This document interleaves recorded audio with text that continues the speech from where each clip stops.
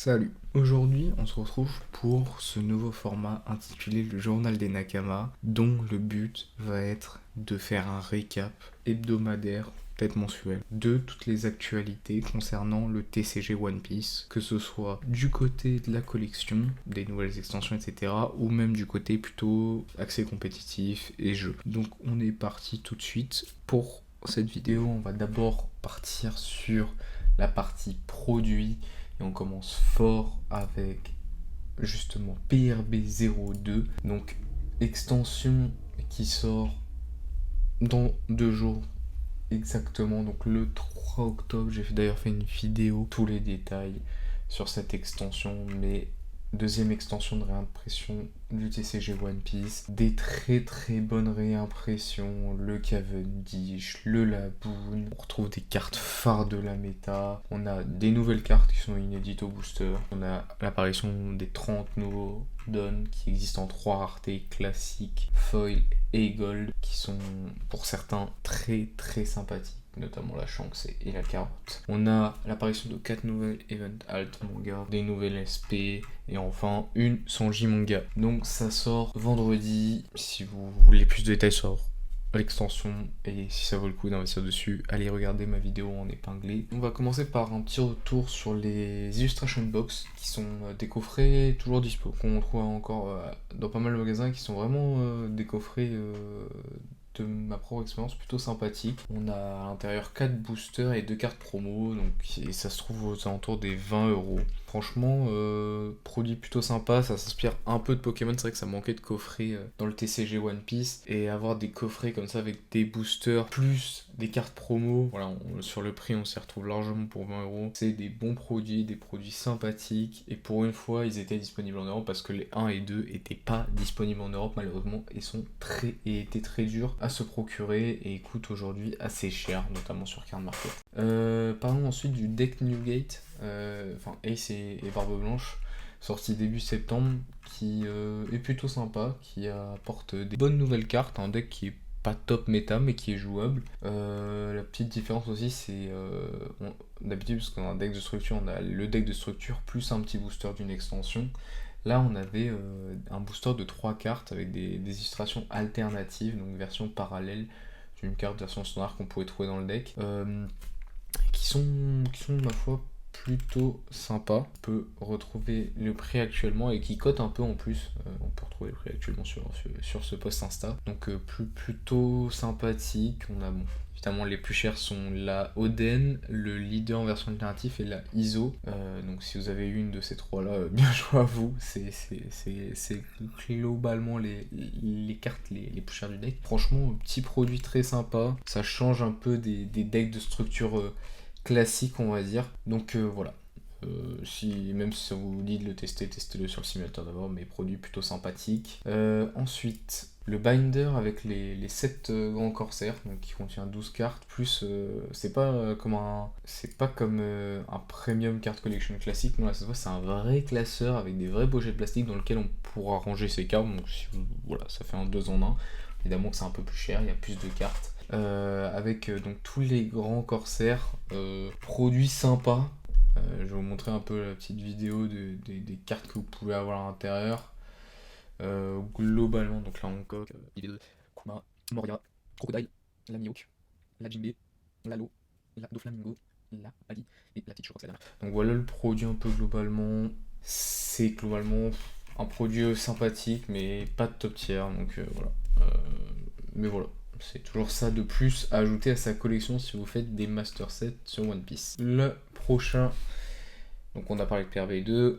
La prochaine échéance, après, ça va être ces decks de démarrage, donc un lot de decks de démarrage plutôt produit destiné aux débutants, qui va contenir donc 3 decks de démarrage complets, donc le Zoro vert de OP12, le 1 Luffy rouge et la Nami bleu-jaune de OP11. Donc c'est plutôt cool, ça sort aux alentours des 40€ si je dis pas de bêtises, donc vous avez en plus 3 études deck. Vous avez des packs de cartes supplémentaires en plus pour chacun des decks. Un tapis de jeu pour 2, donc plutôt cool, ça change. D'habitude c'est des tapis de jeu pour 1 compte dans les decks, donc voilà, là ça vous permet globalement d'avoir un tapis de jeu pour 2 directement. Et si on jette un petit coup d'œil à quoi ressemblent les leaders. Voilà, c'est une version alternative qui change un peu. Sympathique, voilà. C'est pas les leaders du siècle, mais c'est plutôt sympathique. Et elles sont foil pour les deux. Donc voilà, prix de release 40$ à peu près, donc à voir ce que ça va donner en euros. Prochaine échéance ensuite, ça va être, alors sorti plus tard chez nous, mais ça va sortir très très prochainement au Japon le 25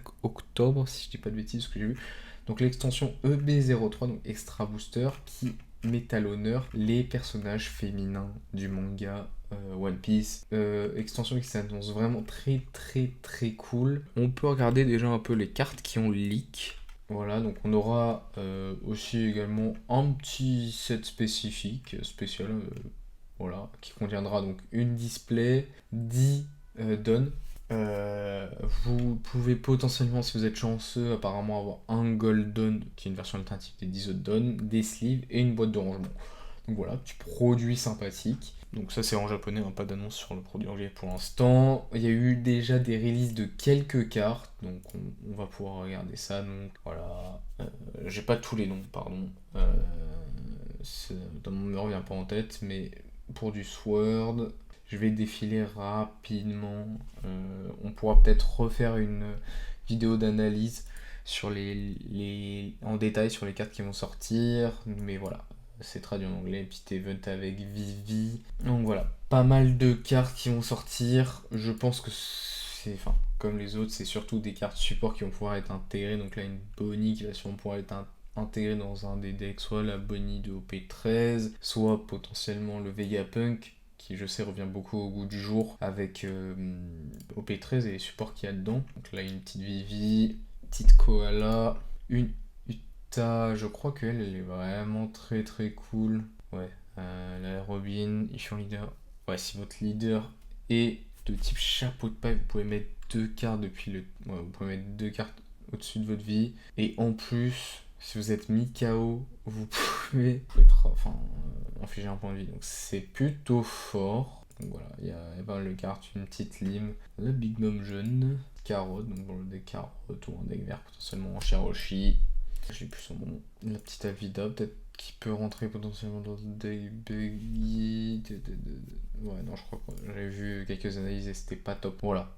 Et dernier slot, je crois. Non, ça c'est pour la Robin, Sugar, Krina. Ouais, voilà, donc Otama.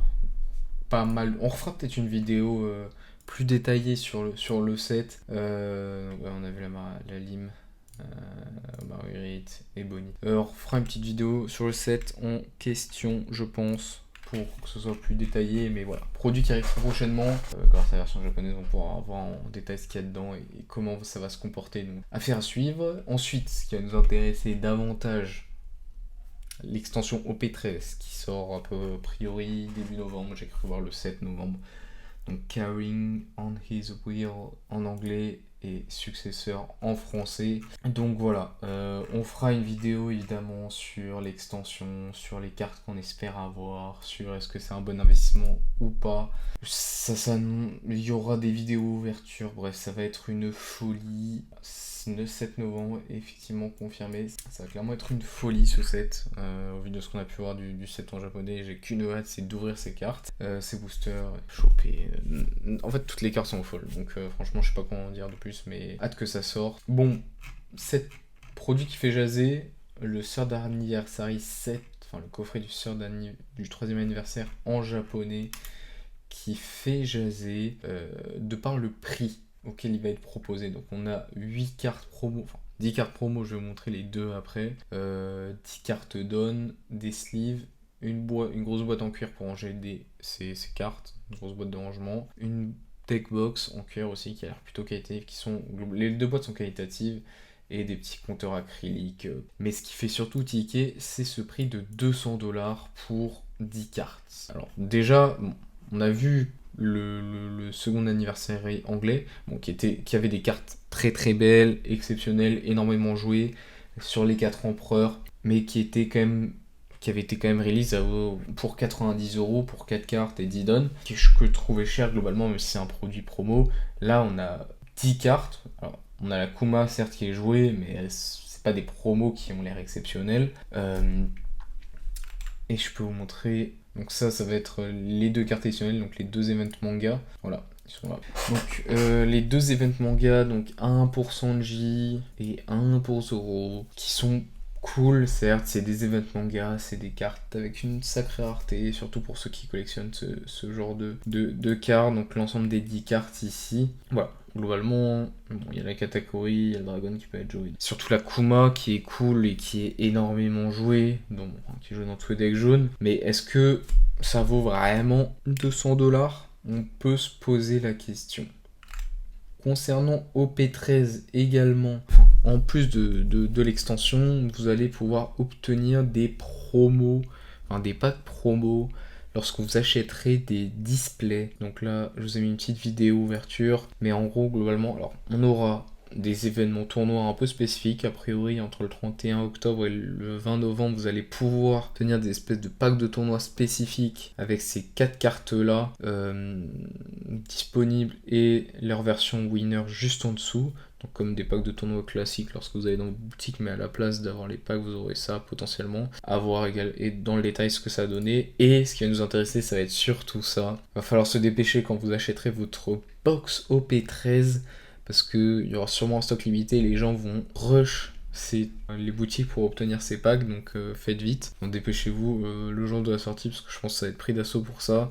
C'est des packs qui contiennent 7 cartes bonus plus une céréale. Enfin, une céréale qui reprend le design des céréales mais qui n'a pas de numéro de série, que vous avez une infime chance d'avoir dans un des packs. Mais en gros, si vous achetez une boîte OP13, vous aurez en plus un Treasure Campaign Pack qui contient 3 cartes parmi ces 7 là, et vous avez en plus potentiellement la chance d'avoir ce Luffy en mode céréales. Et c'est tant qu'il y a des stocks, globalement. Il n'y a pas de date limite, mais c'est tant qu'il y a des stocks. Donc, good luck. Prochain produit. Donc le Devil Fruit qui sortira courant novembre après l'extension P13. Donc voilà, c'est toujours des produits sympas. La boîte est cool. Je trouve les dons sympathiques. Personnellement, donc en Rosinante Cashflow dans la petite malle, etc. La scène est sympa. Voilà, c'est un produit qui coûte pas très cher. Normalement, c'est aux alentours des 25$. Vous avez 3 boosters. Bon, là, c'est OP12. J'aurais préféré du OP13. Il y avait le Devil Fruit 2. Il y a encore plein de stocks partout en réduction. Donc, attendez un peu. Je pense que ça va baisser en prix au fur et à mesure du temps.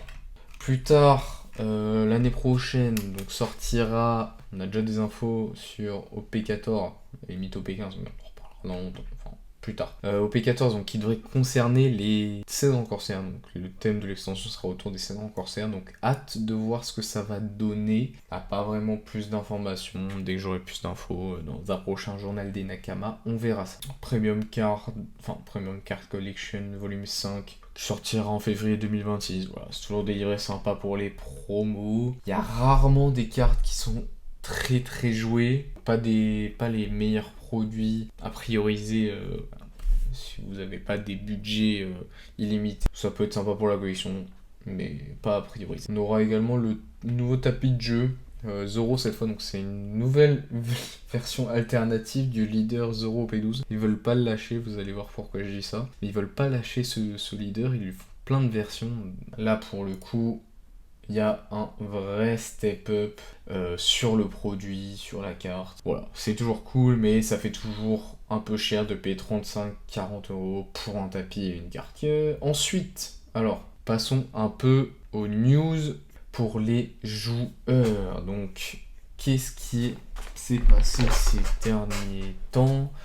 Donc, Treasure Cup de novembre. Donc, qu'est-ce que c'est Treasure Cup? C'est globalement des tournois qui sont organisés tout au long de l'année et vous pouvez y participer. Donc, il y en a généralement ça se renouvelle tous les mois et vous pouvez participer pour obtenir des récompenses plutôt sympathiques, surtout si vous êtes bien classé. Donc là voilà, vous avez la liste de toutes les récompenses, une carte Dawn, des boosters, des event packs. On va voir un peu à quoi ça ressemble. Donc là c'est la carte Dawn qui est plutôt sympathique en gold. L'event pack qui contient des cartes exclusives qui sont foil. Les sleeves Rebecca.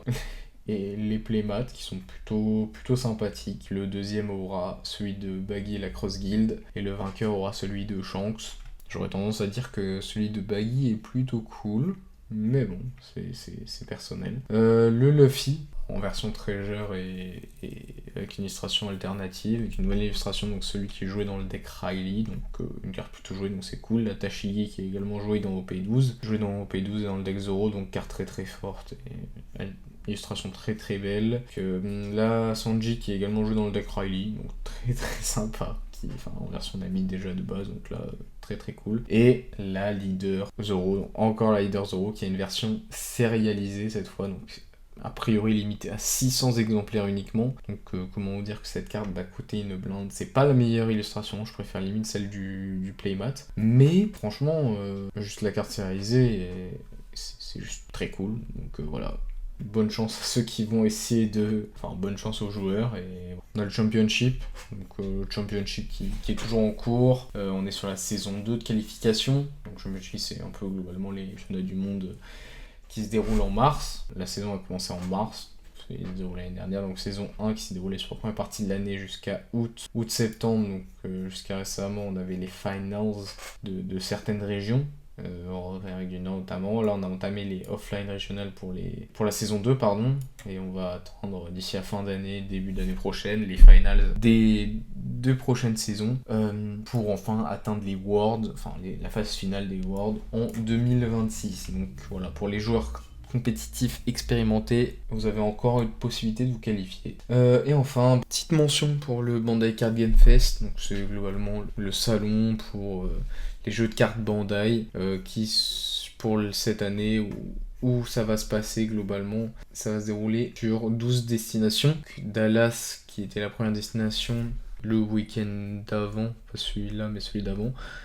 Ensuite pas mal de destinations en Asie.